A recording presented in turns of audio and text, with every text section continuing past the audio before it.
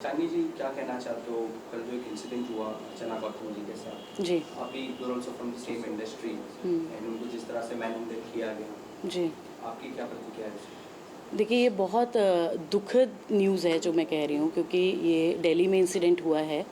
और जो हमारी पॉलिटिकल पार्टी है जिसने अराउंड 70 इयर्स हम पे राज किया है, तो उनके पार्टी ऑफिस के बाहर ये हादसा हुआ है। और बहुत ही मैं सच बताऊं तो मैं खुद 1 मिनट के लिए, जब मैंने रात में ये वीडियो देखा, तो मुझे 1 मिनट के लिए ये लगा कि ये एक्चुअल मतलब जो इंसिडेंट है जहाँ पे उनके साथ जो दुर्व्यवहार हुआ, उनका दुपट्टे को खींचा गया, उनको पुश किया गया, और स्पेशली जो एक मेरे दिल को बहुत अंदर से जो घात पहुंचा वो देख के कि जब उनके पिताजी को मैंने रोड पे देखा, जैसे उनको पुश किया गया, उनको मारा गया। और ये भी आप देखिए कि दिल्ली में जहाँ से पूरा हमारा देश चलता है, जिसको हम राजधानी बोलते हैं, अगर एक महिला जो नोन फेस है हमारी इंडस्ट्री की और उनके साथ ऐसा व्यवहार होता है, तो मैं शौक हूँ कि जो आम औरतें वहाँ पे कभी जाती होंगी या आप कह लो हेल्प के लिए, या जैसे आम कार्यकर्ता जाते हैं जिनमें कि बहुत सारी महिलाएं हैं आज के डेट में जो हमारे राजनीति से जुड़ी हुई हैं, तो उनके साथ कैसा व्यवहार किया जाता होगा, ये मेरा मतलब इसको सोच के मैं थोड़ा घबरा गई एक बार देख के कि ऐसा इंसिडेंट कैसे हो सकता है, उनके साथ कैसे ऐसा दुर्व्यवहार किया जा सकता है। तो जब ये इंसिडेंट हुआ तो मैम, क्या आपको उन्होंने कॉल किया या इस पूरे बारे में आपसे कुछ हेल्प मांगी? नहीं, मेरे साथ उनकी बात हुई, मैंने उनसे जानने की कोशिश भी की कि क्या इसका कारण रहा, तो वो बहुत ही, क्योंकि उन्होंने ऑलरेडी उस पार्टी से चुनाव लड़ा है पहले और उसके बाद वो इंडस्ट्री में आए हैं। बट जो उनका वो था, वो बहुत ही नॉर्मली, शायद जैसे मैं भी अगर दिल्ली में हूँ तो हम लोग मिलते हैं, एक दूसरे से मिलना होता है हम लोग का, क्योंकि ऑलरेडी जो अभी महिला आरक्षण का जैसे आपने देखा वो बिल पास हुआ, उसी के ऊपर बातचीत होने के लिए वो लोग गए थे। बट उनको एंटर ही नहीं करने दिया गया गेट, जहाँ तक मुझे पता चला है। इवन अपने मीडिया भाइयों से भी दिल्ली में मुझे पता चला है। तो बट जो है कि वो घबराई हुई तो थी ऑब्वियसली, क्योंकि ऐसा कोई एक्सपेक्ट नहीं करता है जब आप एक ऐसी इतनी बड़ी जगह पे जाते हैं जहाँ पे सबको वेलकम है, कोई वहाँ अपॉइंटमेंट नहीं लिया जाता। जहाँ तक मैं भी खुद एक ऐसे बैकग्राउंड से आती हूँ, पॉलिटिकल बैकग्राउंड से, तो वो आम दरबार है, आम जनता के लिए वो दरबार है जहाँ पे हर किसी की बात सुनी जाती है। और जैसे वो गई और जितना मुझे पता चला, तो मुझे नहीं लगता कि ऐसा कुछ उनके साथ होना चाहिए था वहाँ पे। क्या उनके पिताजी और उनको कोई ऐसी कोई चोट आई है या जी, उन्होंने कुछ जो मैंने भी वीडियोस में देखा है, मुझे ये पता चला है कि उनके पिताजी को काफ़ी चोट आई है, स्पेशली उनके स्टाफ को भी, जो बट उन्होंने कोशिश यही की है कि उनको निकाला जाए वहाँ से जितना जल्दी हो सके, और अब वो सुरक्षित हैं जहाँ तक मुझे पता चला है और मेरी बात हुई है।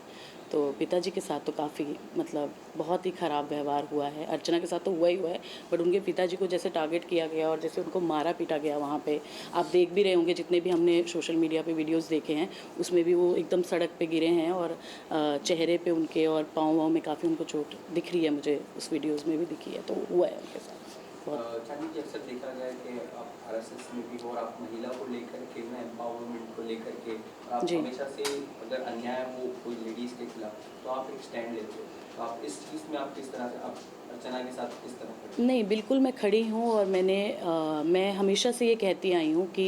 जैसे अभी हमने हाल ही में मणिपुर का हादसा देखा, यूपी में हम लोग देखते रहते हैं, आए दिन कुछ ना कुछ ट्विटर पे भी आप देखते हो, ऐसे कुछ शर्मनाक वीडियोज़ हैं। मुझे ये समझ में नहीं आता कि औरत को क्यों ऐसे टारगेट किया जाता है हमेशा। और मैं अर्चना जी हैं, चाहे अर्चना जी की जगह कोई और भी होती, मैं उनको भी पूरा सपोर्ट करती हूँ, और मैं चाहती हूँ कि इस पर लीगल कार्रवाई हो इसको, क्योंकि जैसे आप अभी देख रहे हैं कितनी हम लोग उत्साहित थे जब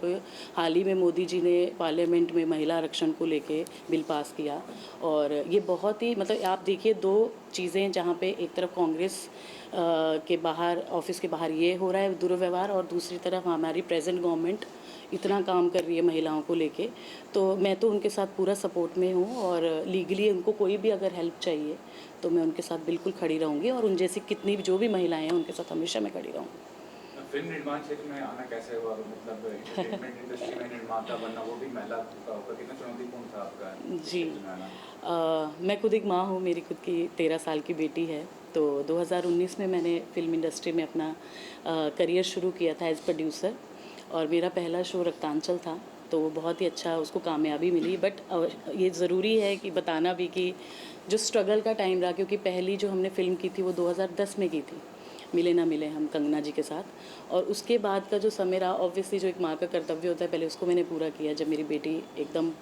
ग्रो हो गई, वो स्कूल जाना शुरू कर दिया, वो खुद की टेक केयर कर सकती थी, तो उसके बाद उसकी परमिशन से कि क्या मैं काम कर सकती हूँ अभी, तो मैंने इंडस्ट्री को ज्वाइन किया। और मुझे खुली बाहों के साथ, मैं सच बताऊँ तो मुझे इंडस्ट्री ने वो दिया, सपोर्ट किया। और इसीलिए आज मैं आपको सच बात बताती हूँ, क्योंकि कहीं ना कहीं इसका जो मैं आज बात करना चाहती थी उसका एक कारण ये भी है, क्योंकि जब ऐसे इंसिडेंट होते हैं तो लोग महिलाओं को इंडस्ट्री में भेजने से, स्पेशली गर्ल्स को जो अपना करियर शायद यहाँ ढूंढती हैं, उनको भेजने से लोग डरते हैं। बट एक ये मैसेज भी जाता है कि हम जो महिलाएं प्रोड्यूसर हैं या और भी फील्ड में, चाहे वो आप मेकअप आर्टिस्ट ले लो, डिज़ाइनर्स ले लो, जितने भी बेस्ट वो हैं, और मतलब एक्ट्रेसेस ले लो, आज जागरूक है हमारा समाज और एक दूसरे को जो सपोर्ट करता है। ये बॉम्बे की एक अलग फीलिंग भी है, जहाँ पे कुछ भी ऐसा कभी गलत होता है तो पूरा बॉम्बे एक साथ होता है, पूरी इंडस्ट्री एक साथ होती है, और हम सब कोशिश करते हैं कि हमें न्याय मिले और हम लोग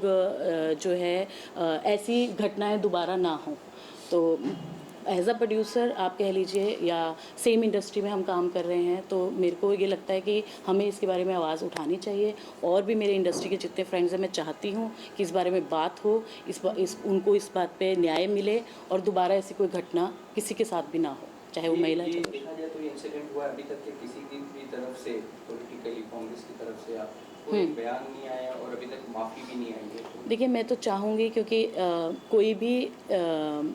पॉलिटिकल पार्टी है, अगर उनके ऑफिस से स्पेशली अब जैसे कांग्रेस का आज ही मैं मीडिया में देख रही थी, नाम बाहर आया है, तो मैं चाहूँगी, मैं रिक्वेस्ट भी करूँगी प्रियंका जी से और राहुल गांधी जी से कि जो भी लोग इसमें इन्वॉल्व हैं आपकी पार्टी के, उनसे माफ़ीनामा लिया जाए।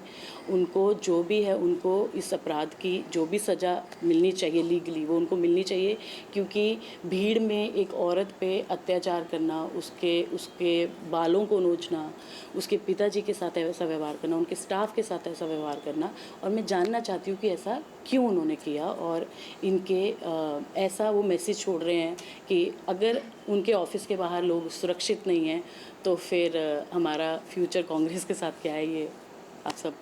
देख ही सकते हैं। चांदी जी, आप देश की सबसे बड़ी जो संगठन है आरएसएस, उसके साथ भी आप जुड़ी हुई, तो आपकी जी। संगठन में बात हुई इस मुद्दे को लेकर के? नहीं, अभी तो मेरी बात नहीं हुई है, क्योंकि मैं खुद ही, मतलब आप सोचिए कि मैं एक ऐसा सोर्स हूँ, मैं उनका जो आरएसएस का जो विश्व मांगल्य संगठन है, उसके मैं फिल्म उद्योग की हेड हूँ। मैं उनकी तरफ से फिल्म उद्योग में जब भी कोई ऐसी बातचीत होती है, हम लोगों को जोड़ते हैं मातृत्व के लिए, उसके बारे में बात करने के लिए कि जो हमारी रूट्स हैं स्पेशली वो कितनी स्ट्रांग होनी चाहिए। देखिए, उनका कारण ही ये है, विश्व मांगल्य संगठन का, ये संगठन बनाने का आरएसएस का, कि जो हमारी मदर्स हैं, जो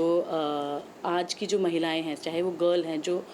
आज के 50 साल बाद जो हमारा समाज है, हमारे जो बेटियां हैं, हमारे जो बेटे हैं, उनको ऐसा जो है नॉलेज और उनका जो संस्कार है इतना स्ट्रांग हो कि ऐसे हादसे ना हो समाज में। इसीलिए ये विश्व मांगल्य को भी, इस संगठन को भी बनाया गया है। इसको कुछ 12 साल हम लोग को काम करते हो गए। मैं कुछ अभी 4 या 5 साल पहले उनसे जुड़ी हूँ, और मैं यही चाहती हूँ। इसीलिए मैं आज जब मैंने ये न्यूज़ देखा तो कहीं ना कहीं मेरा हृदय बहुत दुखी हुआ कि हम जो काम कर रहे हैं एज अ विश्व मांगल्य सभा के, चाहे आप कह लो हम सब एक ही लेवल पे वहाँ पे हैं, वहाँ कोई प्रोड्यूसर कोई एक्टर नहीं है, सबको एक लेवल पे वहाँ पे जोड़ा जाता है। तो ये बहुत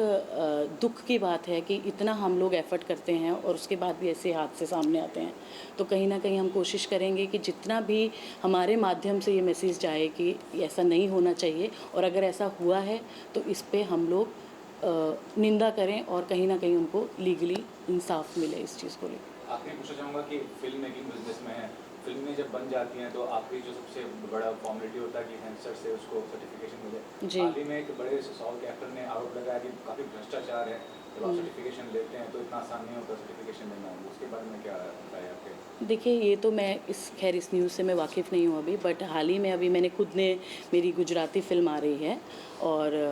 बहुत अच्छी मेरी टीम है, तो हमें तो कोई ऐसा दिक्कत नहीं आया और बहुत इजीली जो एक प्रोसेस होता है इंडस्ट्री में, जो ये आपका